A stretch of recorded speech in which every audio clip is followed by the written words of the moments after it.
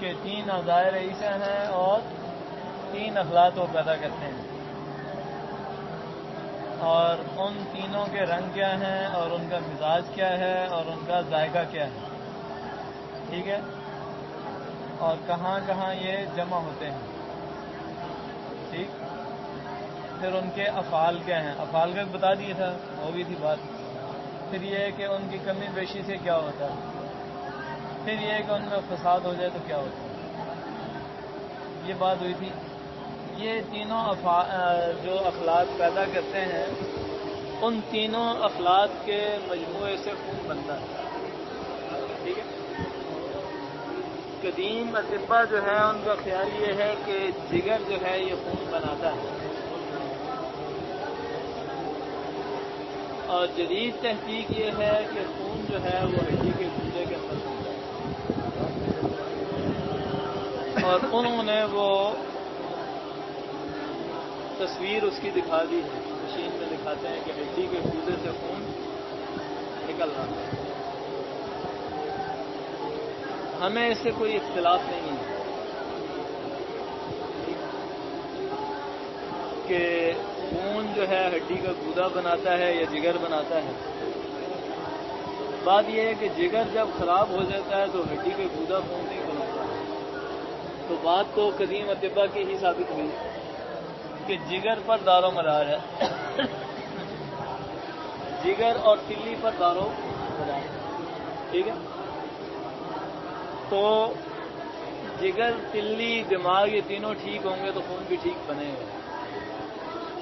ہمیں اس سے غرض نہیں کہ وہ جگر سے نکلتا ہے یا گودے سے نکلتا ہے، نکل وہ گودے سے ہی رہا ہے، اور پھر وہاں سے نکل کے جو بھی ترتیب اللہ تعالیٰ نے اس کی لگائی ہے وہ پھر رگوں کے اندر دوڑتا ہے اور پورے جسم میں سپلائی ہوتا ہے۔ دل کا کام یہ ہے کہ وہ پمپنگ کے ذریعے 2 طرح کی دل میں وہ ہیں حالتیں ہیں، ایک اس کی انقباضی کیفیت ہے اور ایک انبساطی کیفیت ہے۔ انقباضی حالت میں وہ خون کو پمپ کرتا ہے پورے جسم کے اندر، ٹھیک، اور انبساطی کیفیت میں خون واپس آتا ہے۔ اسی میں انقباضی اور انبساطی کیفیت پھیپھڑوں کے ساتھ بھی متعلق ہے۔ پھیپھڑے کیا کرتے ہیں؟ خون کی صفائی کا کام کرتے ہیں۔ انقباضی کیفیت میں آکسیجن کو جذب کرتے ہیں اور وہ جسم کے اندر جاتی ہے، دل کو بھی وہ پہنچتی ہے، اور انبساطی کیفیت میں وہ اندر سے وہ گیس جو کاربن ڈائی آکسائڈ بن جاتی ہے، جدید تحقیقات میں یہ اس کا نام رکھا گیا ہے، قدیم طبی جو نام ہے اس میں وہ باد نسیم، جس کی دل کو ضرورت ہوتی ہے، آکسیجن جس کو آپ کہیں گے، اور سرسر جو ہے جو اندر سے وہ نکالتے ہیں اس کو وہ کہتے ہیں، تو وہ اندر سے خارج کرتے ہیں، ٹھیک۔ پھیپھڑے اور دل کا کام قریب قریب ہے، دونوں میں انقباض اور انبساط کی کیفیت پائی جاتی ہے، ٹھیک ہے جی۔ اور یہ وہ گیس کو جذب، ہوا کو جذب کر کے اس کا مفید مادہ دل کو پہنچانا اور اندر سے غلیظ ریاح کو خارج کرنا ان کا کام ہے۔ خون کے اندر سے بھی ہر چیز سے ریاح کو خارج کرنا یہ ان کا کام ہے۔ جدید تحقیقات میں یہ آیا ہے کہ دن میں جو درخت ہیں، سبز پتے والے درخت، یہ آکسیجن خارج کرتے ہیں۔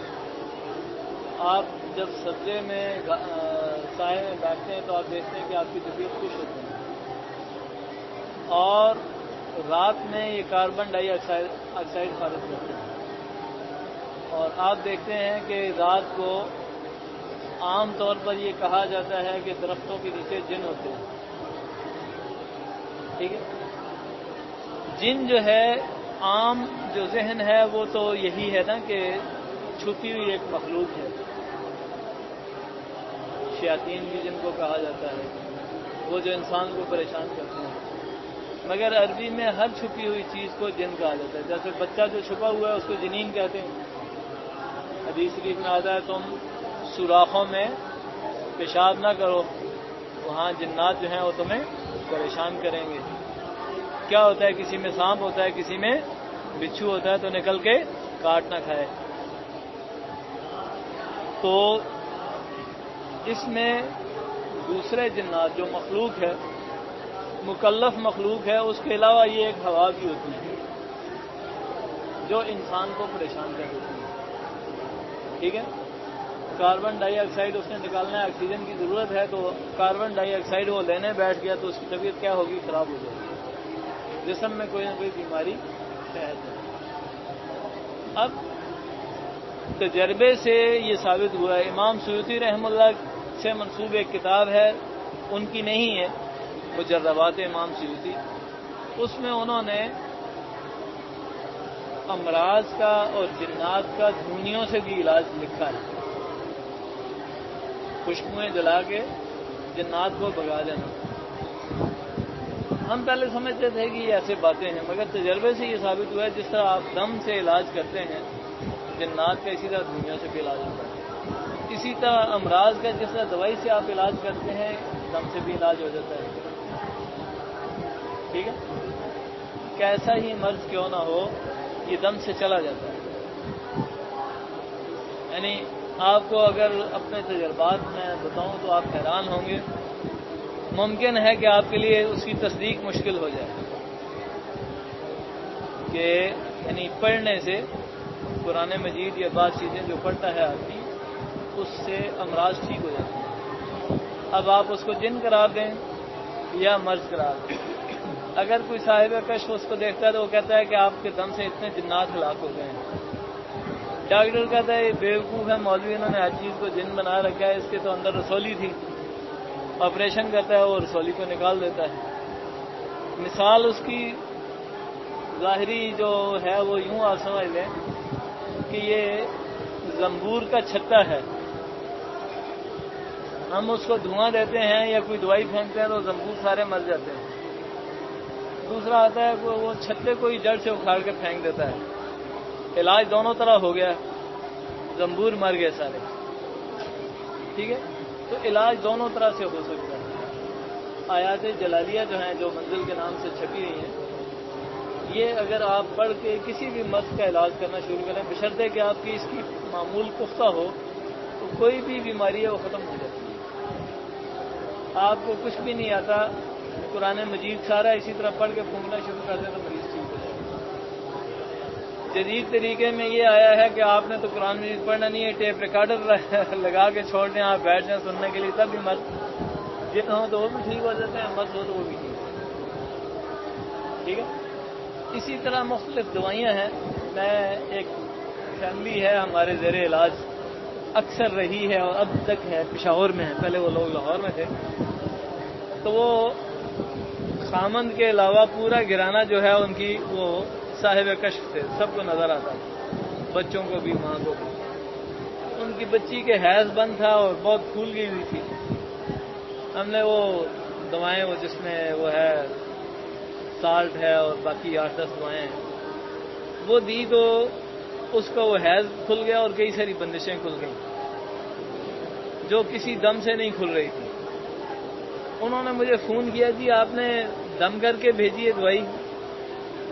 تو میں نے کہا کیوں, کیا ہوا؟ کہتے ہیں جی وہ جو بندشیں کسی دم سے نہیں کھل رہی تھیں وہ اس دوائی سے کھل گئی, حیض بھی اس کا کھل گیا ہے.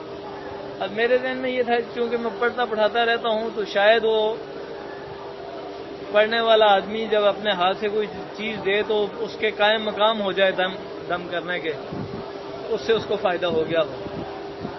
مگر حقیقت یہی سمجھ میں آتی ہے کہ یعنی یہ جو بندشیں ہیں یا جادو وغیرہ جس طرح دم سے کھلتے ہیں اسی طرح دوائی سے بھی کھل جاتے ہیں, اسی طرح دھونیوں سے بھی کھل جاتے ہیں.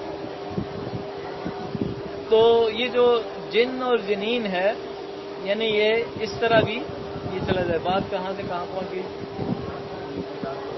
ہاں, درخت کے نیچے رات کو سونے سے آپ کو بیماریاں ہو جاتی ہیں. دیکھتے ہیں بچے کہتے ہیں جی بچہ ڈر گیا ہے. اب جدید تشریحات اگر کریں گے تو یہ کہیں گے ڈاکٹر آزاد کے درختوں کے بیچ میں سے جب نکلا ہے تو آکسیجن کم ہونے کی وجہ سے اس کا دماغ متاثر ہو.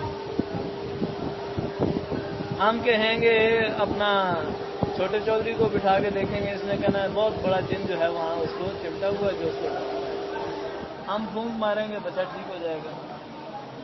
ٹھیک ہے، تو یہ یعنی مشکل نہیں ہے. جدید طب جو ہے وہ جو انکار کرتی ہے اپنی حماقت کی بنا پر انکار کرتی ہے، اور ہم جو کہتے ہیں یہ اگر اس کو سمجھ لیا جائے، جن کی جو تعریف شریعت نے کی ہے وہ یہی ہے کہ خون میں داخل ہو جاتا ہے اور مختلف شکلیں تبدیل کرتا ہے، چھوٹا بڑا ہو جاتا ہے. جدید طب جو ہے وہ بھی یہی کہتی ہے کہ خون میں داخل ہو جاتا ہے جراثیم اور مختلف شکلیں، امیبا کی مختلف شکلیں ہوتی ہیں.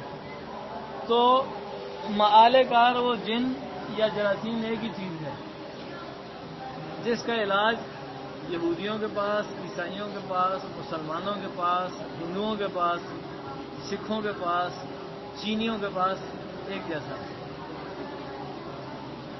جو لوگ دم وغیرہ کے قائل ہیں، جادو کے قائل ہیں، سحر کے قائل ہیں، بھوت پریت کے قائل ہیں، وہ دونوں طرح سے علاج اس کا کر سکتے ہیں. ہمارے پاس ایک بریگیڈیئر صاحب آتے تھے علاج کے لیے، ریٹائر ہو گئے ہیں. 7-8 مہینے پہلے وہ آئے تو انہوں نے ایک واقعہ سنایا کہ یہاں سے وہ ٹریننگ کے لیے ایک گروپ گیا، فوجیوں کو شاید انہوں نے بتایا، امریکہ میں یا برطانیہ میں کہیں گئے، پاکستانی لوگ 30 کے قریب بندے تھے. ان میں سے ایک کو سانپ نے ڈس لیا یا کسی اور کو ڈس لیا، تو ان میں سے ایک آدمی جو ہے وہ دم کرنا جانتا تھا.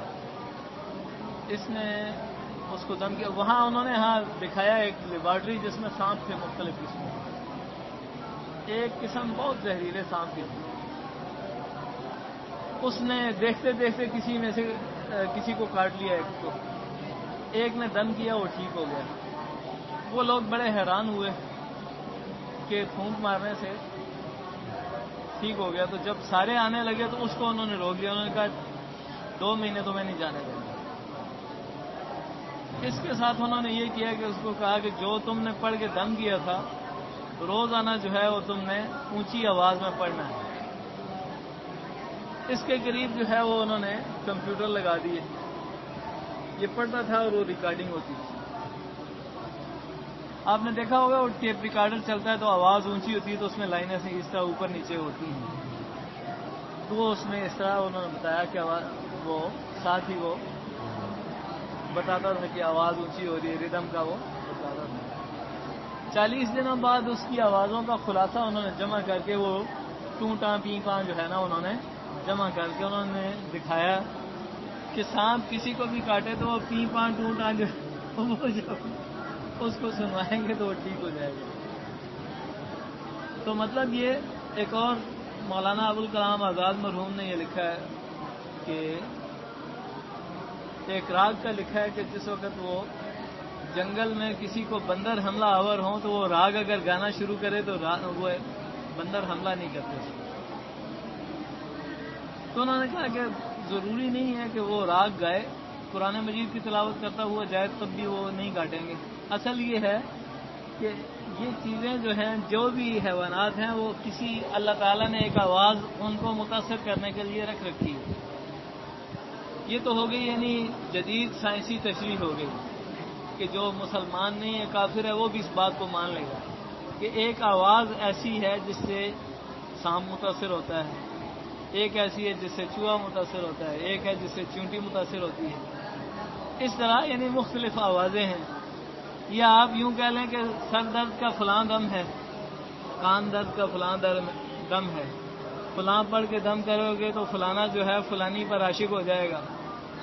ٹھیک ہے، یعنی یہ اس طرح کی چیزیں ہیں کہ کائنات میں ایک دوسرے کے ساتھ متعلق ہیں. کائنات کو اللہ تعالیٰ نے اس طرح جوڑ رکھا ہے کہ ایک آواز سے دوسرا متاثر ہوتا ہے.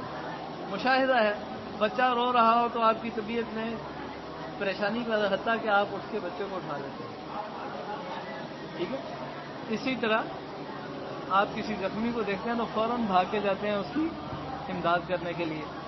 قرآن مجید میں اللہ تعالیٰ نے اس کو یوں بیان فرمایا کہ سیدنا یوسف علیہ نبینا علیہ السلام جب متوجہ نہیں ہوئے عورتوں کی طرف تو انہوں نے اپنے ہاتھ کاٹے ہیں۔ مرد کے اندر یہ کمزوری ہی اللہ نے رکھی ہے کہ یہ عورت کو تکلیف میں مبتلا نہیں دیکھ سکتا۔ دیکھا ہوگا کہ ایکسیڈنٹ ہوتا ہے تو لوگ مرد کو نہیں اٹھاتے، اس کی بیوی کو اٹھانے کے لیے سارے بھاگتے ہیں۔ تو جب نبی علیہ الصلوۃ والسلام ان عورتوں کی طرف تب بھی متوجہ نہیں ہوئے جب انہوں نے ہاتھ کاٹے اپنے، سیدنا یوسف علیہ السلام ان کی طرف متوجہ پھر بھی نہیں ہوئے۔ انہوں نے کہا کہ یہ مرد ہی نہیں ہے، یہ انسان ہی نہیں ہے، یہ فرشتہ ہے، کیونکہ اس کے اندر احساس نہیں ہے۔ کیا انہوں نے کہا؟ ہاں، ما ھذا بشرا ان ھذا الا ملک کریم۔ یہ بشر ہوتا تو اس کے دل پسیج جاتا، اور یہ کیا کرتا؟ آ کے او کیوں ہاتھ کاٹا، نصیب دشمنا تکلیف نہ ہو جائے۔ تو یہ ہمارا ہاتھ پکڑ لیتا، ایک سے چھری اٹھا لیتا، دوسرے سے ہمارے زخموں کو بند کرتا۔ تو یہ اس نے تو اس طرح کیا ہی نہیں، تو پتہ چلا کہ اس کے دل میں احساس ہی نہیں ہے، اور احساس اس میں نہ ہو وہ کون ہے؟ فرشتہ ہے۔ لہذا کیا ہے؟ شکل اول کے مطابق انہوں نے نتیجہ بالکل ٹھیک نکالا کہ کیا ہے؟ یہ فرشتہ ہے، انسان نہیں ہے۔ تو انسان جو ہے یہ کس طرح متاثر ہوتا ہے؟ آوازوں سے متاثر ہوتا ہے، ہر چیز سے متاثر ہوتا ہے، حتیٰ کہ جب اس کی قوت واہمہ میں تھوڑا سا خلل ہو تو یہ اپنی ہی آواز سے پریشان ہوتا ہے۔ دیکھا ہوگا کہ بچہ جو ہے کبھی ہوا خارج کرتا ہے تو اپنی ہی اس آواز سے پریشان ہو کے رونا شروع کرتا ہے کہ یہ کیا ہوا، ٹھیک ہے؟ یہ جو ہے یہ عجیب بات ہے۔ دیکھا ہم نے مشاہدے میں آیا کئی دفعہ کہ بچے کے ساتھ اس طرح ہوا ہے۔ آپ دیکھتے ہیں کہ آپ کے پاس سے سائیکل گزر رہا ہے اور وہ پنکچر ہو گیا اور آپ کے اوسان جو ہے نا وہ خطا ہو جاتے ہیں، آپ ایک دم یہ کیا ہوا، ٹھیک؟ اسی طرح مختلف جو آوازیں ہیں، جو آدمی کبھی دماغ اور کبھی دل کے ہوتے ہیں ان کو یہ آوازیں متاثر نہیں کرتی۔ جو آدمی نازک دل ہو جاتے ہیں ان کو یہ آوازیں متاثر کرتی ہیں۔ اور نازک دل ہونا، حساس ہونا، یہ خوبی بھی ہے اور خامی بھی ہے۔ خوبی بہی مانا کہ انسان کے اندر انسانیت ہونی چاہیے۔ اس کے سامنے ایک انسان پیاسا مر رہا ہے تو یہ نہیں اسے کہ گولی مار دو تاکہ اس کے تکلیف کم ہو جائے، ختم ہو جائے، اس کو کیا کرے؟ پانی پلائے، ٹھیک ہے؟ یہ تو اگر اس کو احساس نہ رہے تو یہ کیا ہے؟ یہ خامی ہے۔ اور اگر وہ چھوٹی چھوٹی آوازوں سے پریشان ہونا شروع کر دے تو جہاد نہیں کر سکے، مردانگی اختیار نہیں کر سکے، ٹھیک ہے؟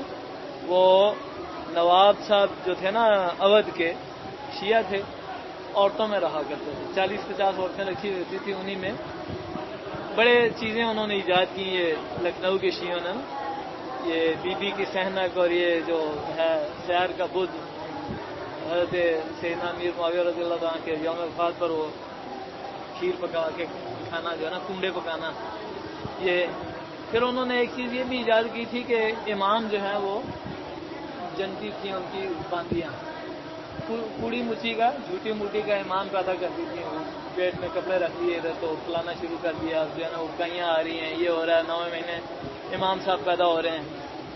تو پھر وہ اسی طرح کافی لائن لگی، کماری عورتیں تھیں، امام تو پیدا نہیں ہوتے تھے، پھر ان کے ساتھ چونکہ امام کی والدہ ہے تو شادی بھی کوئی نہیں کر سکتا، خلاف ادب ہے، تو سارا تخیلاتی پروگرام تھا۔ آخر میں نواب صاحب نے بھی چلو کہا کہ ہم بھی یہ ثواب لوٹے، انہوں نے خود امام پیدا کرنے شروع کر دیے۔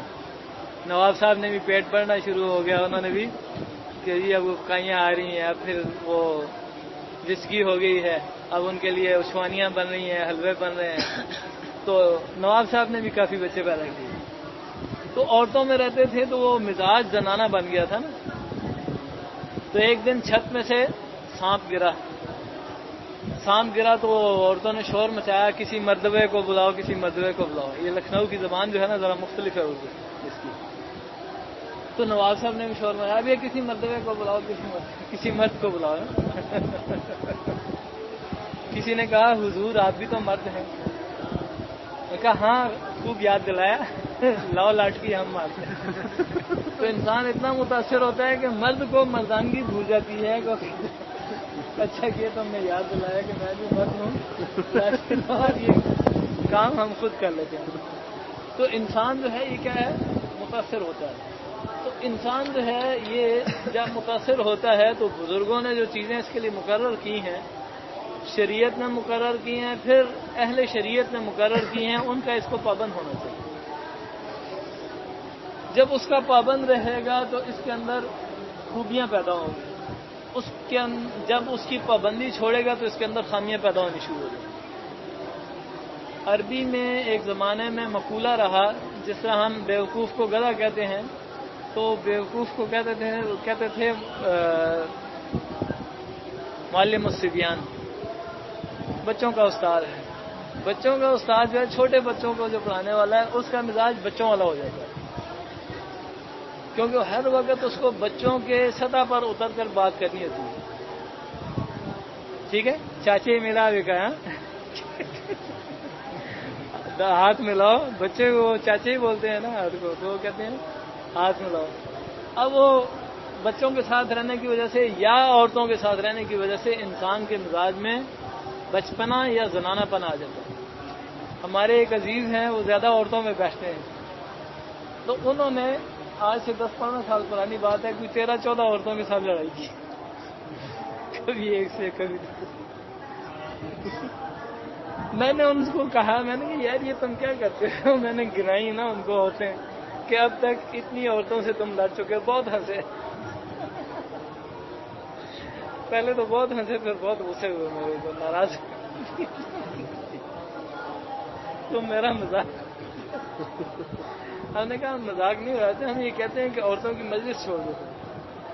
جو عورتوں کی مجلس، وہ ہر وقت یہ کہے گا تم دوپٹہ ٹھیک کرو، ہانڈی میں نمک زیادہ کر دی ہے، بیٹا آج مرچیں جو ہے نا تم نے کم ڈالی ہیں، آج اس میں خوشبو ٹھیک نہیں ہے، آج فلاں ہے، آج فلاں ہے۔ پھر عورتوں نے باتیں کرنی، آج دیورانی نے یہ کر دیا، آج نن نے یہ کر دیا، میری خالہ کی بیٹی کی آج شادی ہے، فلانی کی منگنی ہے۔ فضولیات گفتگو ہو، اس فضولیات میں مرد کے کام جو ہیں یہ باہمت کام ہوتے ہیں۔ مرد کے کام کیا ہے؟ اکھاڑ پچھاڑیے، مکان گرا دو، یہاں پر بنیاد ڈال دو، یہ مکان چڑھا دو، فلانے نے الٹی سیدھی بات کی ہے، اس کی پھینٹی لگا دو، فلانی جگہ۔ مرد کا یہ کام ہے، نہ یہ کہ تم جو ہے نا تمہاری آج جوتی کی ایڑی جو ہے نا وہ ٹیڑھی ہو گئی ہے، یہ کوئی کام نہیں ہے مردوں کا، یہ کم ہمتی کے کام ہے۔ ٹھیک ہے، تو مرد کا کام کیا ہے؟ اسی طرح شریعت نے کیا فرمایا ہے کہ یعنی بالغ جو ہے نابالغ کے ساتھ نہ بیٹھے۔ کیا حدیث شریف میں کیا آتا ہے کہ جب بچے بڑے ہو جائیں تو ان کے بسترے الگ الگ کر دیں، بچے اکٹھے نہ سوئیں۔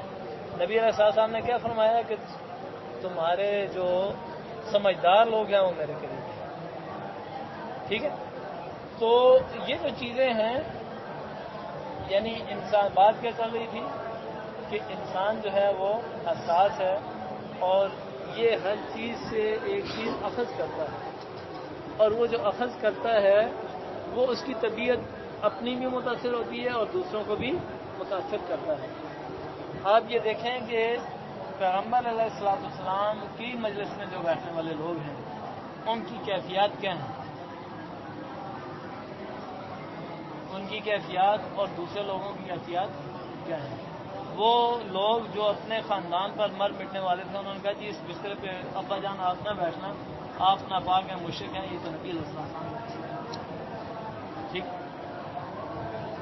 اور جو صحابی ہیں وہ حضرت عمر رضی اللہ عنہ نے کیا فرمایا کہ میرے رشتہ دار میرے حوالے کرو، میں ان کو قتل کرتا ہوں، ابو بکر کے رشتہ دار اس کے حوالے کرو، فلانے کے رشتہ دار اس کے حوالے۔ ٹھیک ہے، یہ مزاج شریعت بناتا ہے۔ دلیر لوگوں کے ساتھ بیٹھنے والے لوگ دلیر ہو جاتے ہیں، اگرچہ بزدل کیوں ہیں۔ ہمارا یہ مشاہدہ ہے، مولانا غلام اللہ خان صاحب مرحوم، ان کے ساتھ جو لوگ بیٹھنے والے تھے وہ غیرت مند تھے۔ کوئی آدمی ان کی مجلس میں بیٹھ گیا ہے تو اس میں ہمت پیدا ہو جاتی ہے، غیرت پیدا ہو جاتی ہے۔ ٹھیک ہے، یہ انسان کی جو بڑے لوگ ہیں، باہمت لوگ ہیں، ان کی مجلس میں بیٹھنے والوں کا ہے۔ یہ مسلمانوں کی بات ہے، میں کافروں کی بات آپ کو سناؤں۔ یہ رنجیت سنگھ جو تھا، سکھوں کا جو لیڈر تھا، یہ اٹک پار کر کے پشاور پر حملہ کرنا چاہتا تھا۔ جب یہ پل وہاں دریا پر پہنچا تو لوگوں نے اس کو کہا کہ سردار جی یہ اٹک ہے۔ اٹک کا مطلب کیا ہے کہ یہاں جو بھی آتا ہے یہاں رک جاتا ہے، کیونکہ دریا پار کسی کو نہیں کرنے دیتا۔ डबो देता है। उसने कहा जिसके दिल में अटक है उसके लिए अटक। ये क्या कि उसने अकेले घोड़ा दरिया में डाला और पार किया और वहां से पठानों को भगा दिया। अटक के पार जंजीरे में जो लोग खड़े थे मुकाबले के लिए, इसकी फौज नहीं गई, अकेला रंजीत सिंह गया और उधर से हमारी पूरी कौम को उसने डुबा दिया। ठीक है, तो बाहिम्मत जो लोग होते हैं उनकी हिम्मत दूसरों को मुतासिर करती है। ठीक, तो बात क्या चल रही थी कि बात के जो है ना शाखें ज्यादा निकल आती हैं। अफसास है कि रात को दरख्तों के नीचे से ना निकले।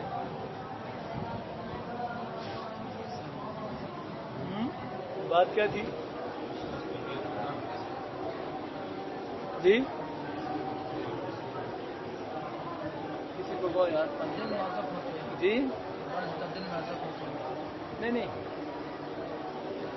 ऑक्सीजन कार्बन डाइऑक्साइड और वो ऑक्सीजन और ये जो है ना ये बातें चल रही थी। बहरहाल तो यानी ये जो चीजें हैं, हाँ दिल जो है वो क्या उसको ऑक्सीजन की जरूरत होती है और अंदर से कार्बन डाइऑक्साइड वो खारिज करता है। ये जदीद तिब के ये नाम है। कदीम तिब उसको क्या कहती है? दिल को बाद नसीम की जरूरत है। जब आप नब्ज़ देखते हैं, बात आज हमने नब्ज़ की करनी थी, तो नब्ज़ एक मोतदिल है कि अपनी आधी शक्ल पर चल रही है। इसका मतलब ये है कि दिल को जितनी बाद नसीम या ऑक्सीजन की जरूरत है वो अंदर उसको मुहैया है। आप देखते हैं कि उसकी दिल यहाँ की नब्ज़, यहाँ की नब्ज़, यहाँ की नब्ज़ तेज चल रही है, हद एतदाल से आगे है, तो इसका मतलब ये है कि अंदर ताफ़ुन मौजूद है। बाद नसीम की बहुत ज़्यादा ज़रूरत है। बाद नसीम की ज़रूरत है यानी ऑक्सीजन की ज़रूरत है, तो इसका मतलब क्या है कि इसके अंदर कमज़ोरी बहुत, दिल को ज़ौफ़ लाहिक हो गया है। ठीक है, दिल को जब ज़ौफ़ लाहिक हो गया है तो एक तो अंदर से बदबू को निकालो, दूसरा दिल को तकवीर दो। ये बुनियादी तौर पर ये काम है। जो आप नब्ज़ देखते हैं उसमें जहां आप बहुत सारी बातें करते हैं, आपके लिए मुफीद सिर्फ इतनी बात है कि मरीज की हालत जो है दिल की क्या है। जदीद तिब दिल की सिर्फ इतनी देखते हैं कि धड़कनें कितनी हैं, चल रहा है या नहीं चल रहा है। ठीक है, वो तो सिर्फ इतना देखते हैं कि जिंदा है या मुर्दा। ठीक है, अब हमने जो देखना है वो ये देखना है कि दिल हालत एतदाल पर है या नहीं है। दिल हालत एतदाल पर होगा तो नब्ज़ जो है वो मुतवस्सित होगी, बती भी नहीं होगी और सरी भी नहीं होगी। ठीक, नब्ज़ अगर जो है वो सरी है तो इसका मतलब क्या है क्या है मतलब कि दिल को बाद नसीम की जरूरत है, ऑक्सीजन की जरूरत है। और ऑक्सीजन अगर होगी तो इसका खून जो है, इसके रंग ठीक होंगे, एतदाल पर होगा और बदन जो है वो बिल्कुल ठीक है। अगर उसको यानी दिल की धड़कन जो है कम है तो इसमें भी यानी ये है कि दिल में बाद नसीम या ठंड जो है, ऑक्सीजन बहुत ज़्यादा हो गई है और ज़रूरत के मुताबिक जो बाकी गैसेज हैं या बाकी रुतूबात हैं वो कम हो गई हैं। हालत एतदाल पर उसको लेके आना।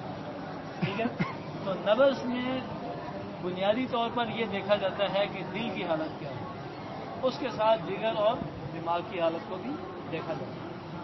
तो नब्ज़ की 3 कैफियतें हैं। ठीक, उन 3 की फिर 3 कैफियतें हैं। ठीक है, तो पहले दर्जे में ये देखा जाता है कि नब्ज़ जो है वो कहाँ पर मिल रही है।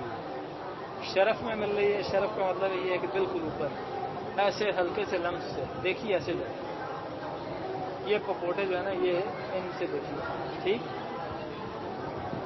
बिल्कुल ऊपर मिल रही है या हल्का सा दबाने से मिल रही है, जिल्द और हड्डी के दरमियान, ये बहुत दबा के हड्डी के ऊपर मिल रही है या नहीं मिल रही है। ये चीज देखिए, शरफ, वसत या हफज या उमक, क्या उसको कहेंगे, कहां पर मिल रही है। ठीक है जी, ये आपने ये देखना है, काफी है। शरफ पर ऑक्सीजन ज्यादा है, बाकी बात बाद में करेंगे। खल्त मत हो जाए, खलते मबहस हो जाए। खलते मबहस का पता नहीं पता? हाँ, کس کو کہتے ہیں خلط مبس؟ کس کو کہتے ہیں؟ ہاں؟ ایک موضوع چل رہا ہو دوسرے کو اس میں گھسیٹ دیا جائے تو خلط مبس اس کو کہتے ہیں.